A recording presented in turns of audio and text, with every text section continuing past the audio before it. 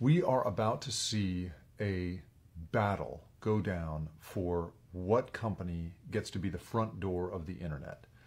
Up until now, Google has been that front door, right? You and I use that company's name as a verb for finding information online.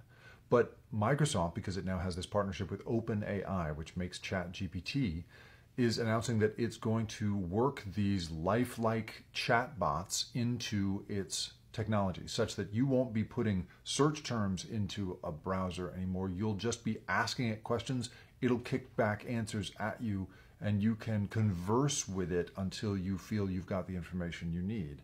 You know, what's so crazy about this is it really could transform every aspect of how information is organized right now on the web and how people make money off it, right? I mean, one of the ways that publishers, the companies that make websites, and this includes companies like mine and all of these sort of authoritative sources that we have always relied on, those companies have depended on the idea that Google would drive traffic to them. That is how they get a huge amount of their traffic.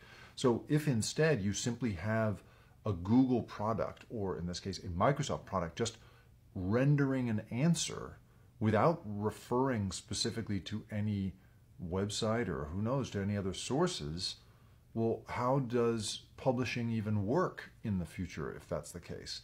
And there is, of course, also the question of accuracy. In its promotional materials for its answer to Microsoft's plan, Google, which is announcing this new product called Bard, put out an ad for that thing that included examples of the kinds of answers it can give, and one of them was wrong.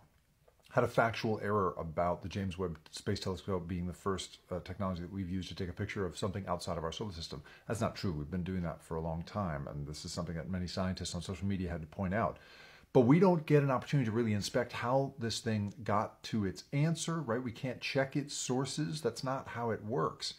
So we're really on the precipice of handing over a huge amount of control to these companies at a time when we really have no regulation around the data that they use to train their systems to mimic human language.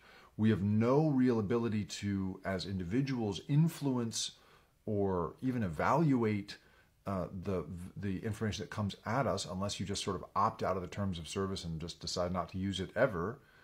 So we're really in a world where the huge amount of transformative potential of AI is really starting to bear down on us in our lives directly, in real time, and yet we don't have any real sense of how this is going to change the world, although it seems poised to, or how we as a society are going to have any input into how that goes.